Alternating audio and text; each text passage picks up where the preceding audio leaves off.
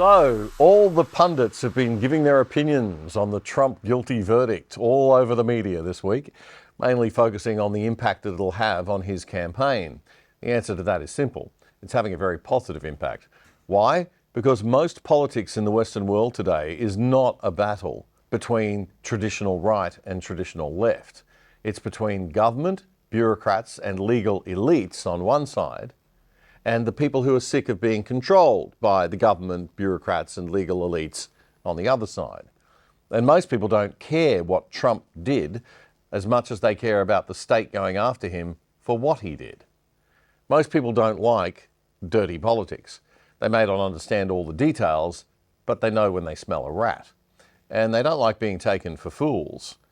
All of this seems to be lost on the dopey leftists in the Democratic Party in America, who seem to think that people still care about what Donald Trump has done in the bedroom more than what he's done in the Oval Office when they're choosing their president. So Trump raised $200 million in 3 days after the guilty verdict. And the polls now have him just as strong as before and in some cases higher. Anyway, more of the fallout in a sec. But would you like to know what Trump was actually charged with and found guilty of in this little state of New York show trial? I would, so I found out, so I could share it with you. The mainstream media won't tell you because they wrongly think that you won't have the attention span for it or understand it. But they're just bad at explaining stuff and they don't have smart viewers like the people who watch this show. So here we go. Donald Trump was charged by the state of New York, a Democrat state, Democratic Party run state, with a Democrat elected district attorney by the name of Alvin Bragg. Bragg has been accused of campaigning on a platform of getting Trump. He constantly made references to his legal experiences with the Trump family during his campaign for his office back in 2019. Now, Trump was charged with knowingly falsifying business records relating to payments that he made to a lawyer who worked for him by the name of Michael Cohen. The prosecution claims that Trump had asked Cohen to pay the porn star Stormy Daniels $130,000 in hush money. That's money to stay quiet about having had sex with Trump before the 2016 election. Trump says he never had sex with Stormy Daniels. Stormy says she did have sex with Donald Trump. Stormy even went on TV and bragged about it. But she says it was all totally consensual.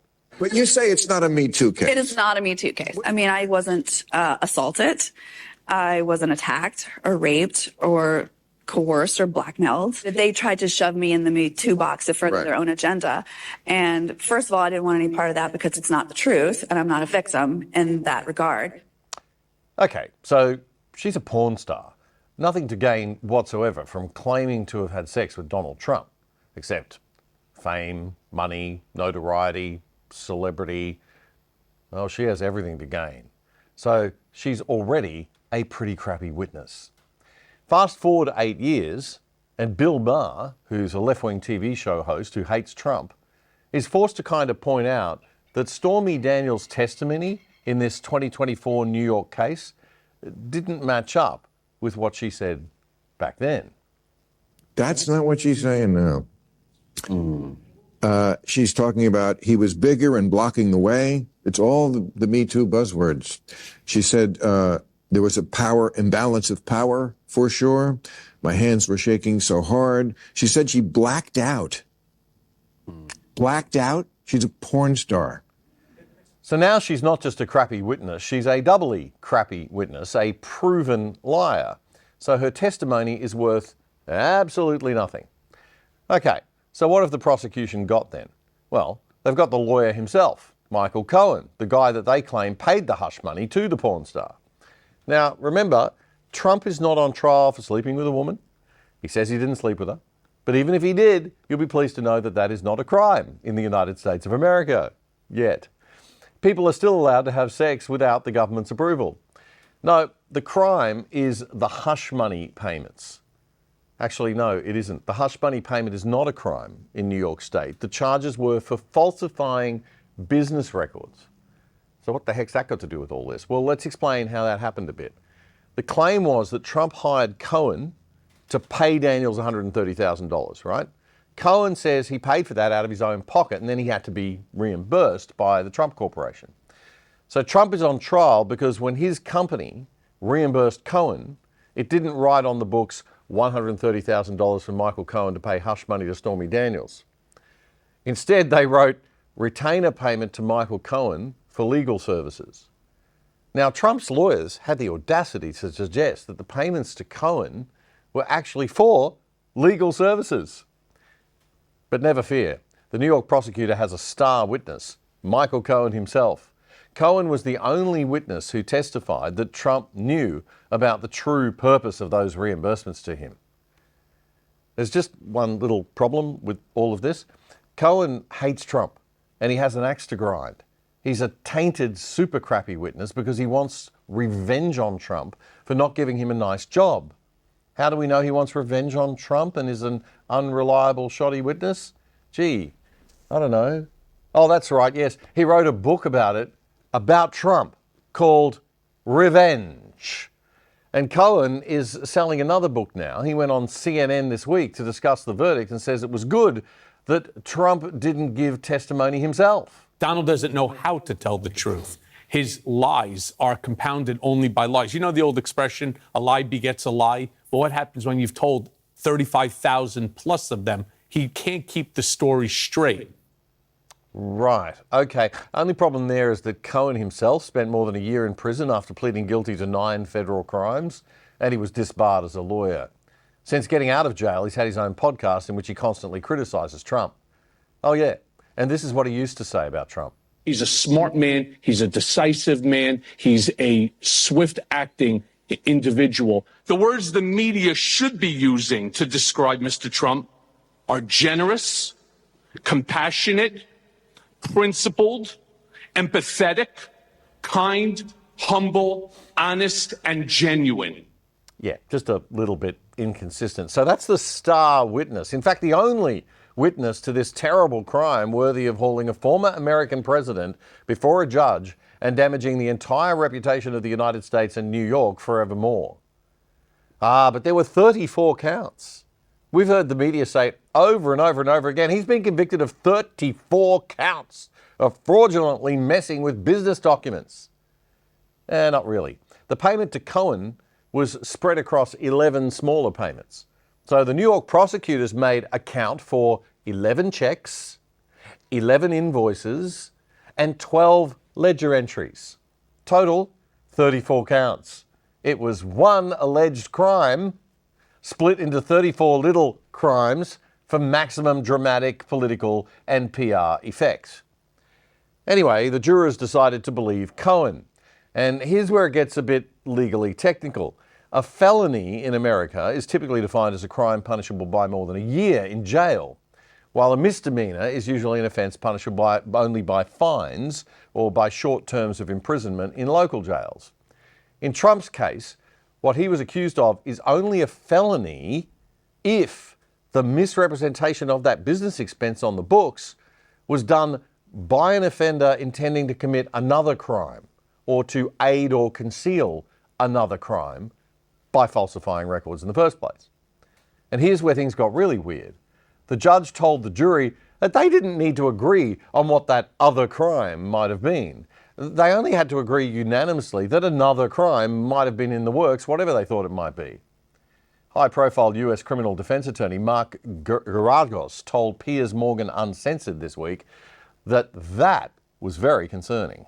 There was no theory that was given to the jurors. The jurors were told it could have been campaign finance, it could have been tax, it could have been false books. They were told they didn't have to specify, and specifically told they did not have to agree unanimously. That's what irks me. Lifelong Democrat, no fan of Trump, never voted for Trump, never will. But I will tell you, as somebody who has spent his entire career with kind of taking on unpopular causes and holding the government accountable, I have to tell you, I do that for a reason. And the reason is this kind of shenanigans, and that's the best light I can spin it on, in the criminal courts has no place in a federal election. No, I agree.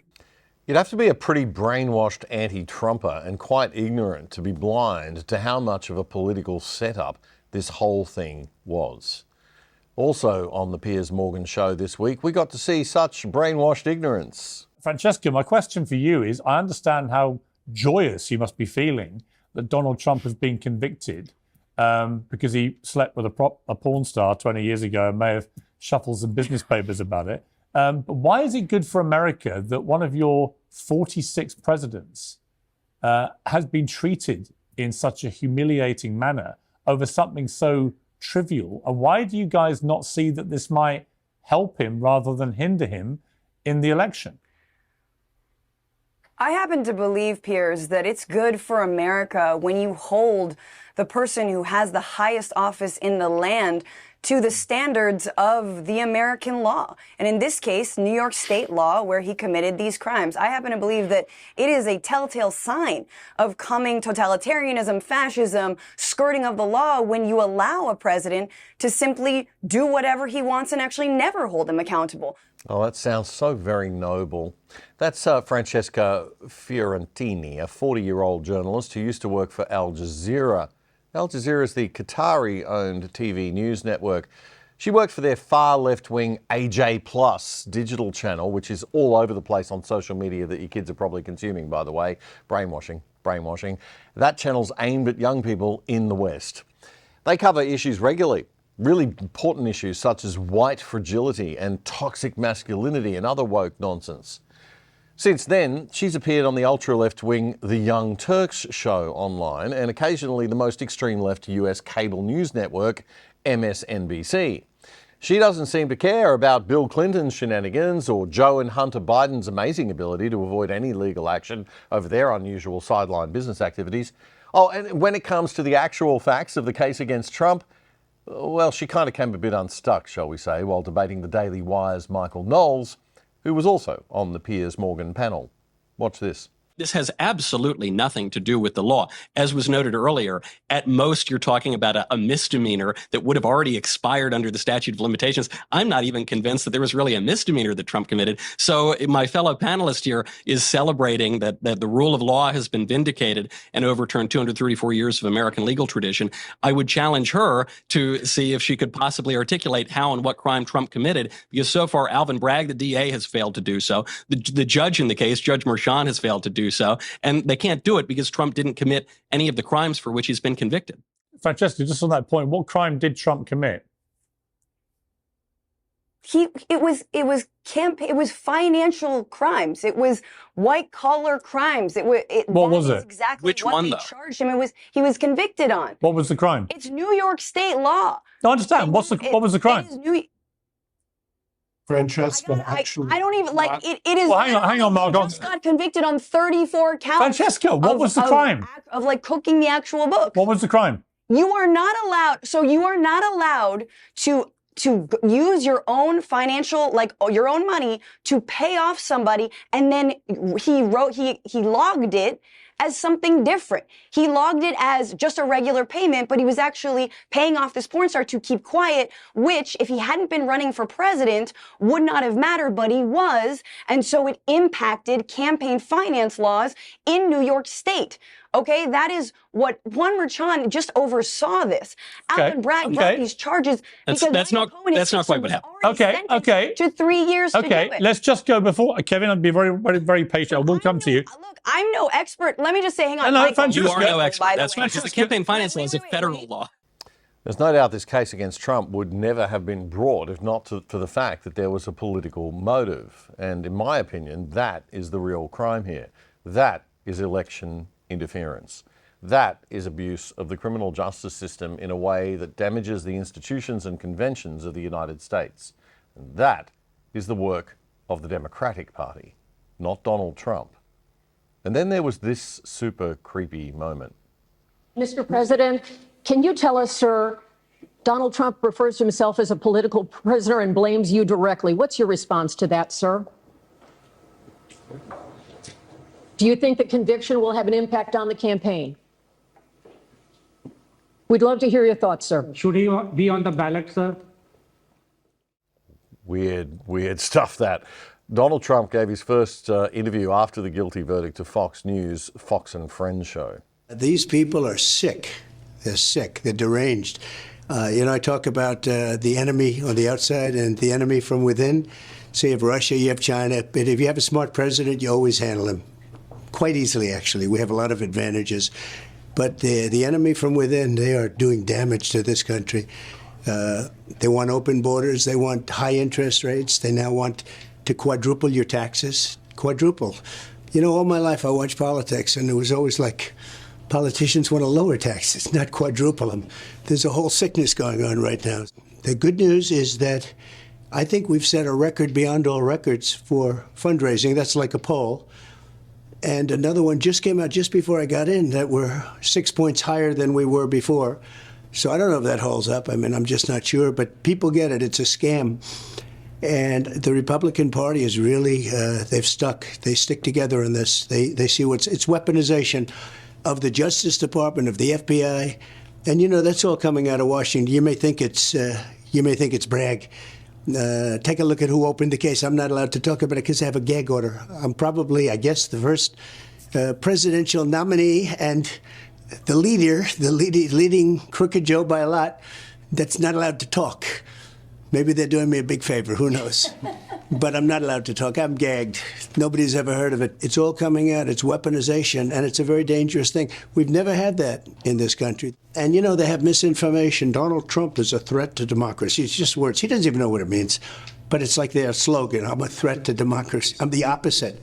They're the threat to democracy. Donald Trump speaking in his, that was very Mike Moore, that wasn't it? Donald Trump speaking in his first interview after the guilty verdict to Fox News, Fox and Friends show. Really hope you enjoyed that content. There's a lot more where that came from, and it's available right here on YouTube. So do check it out. The Other Side with me, Damien Curry, your weekly summary news show, every Friday night dropping at 8 p.m. Also, we have lots of clips that come out during the week, so please subscribe. Press that little bell when you do subscribe. You can subscribe down there, you can subscribe up here, and we also have our full shows right here.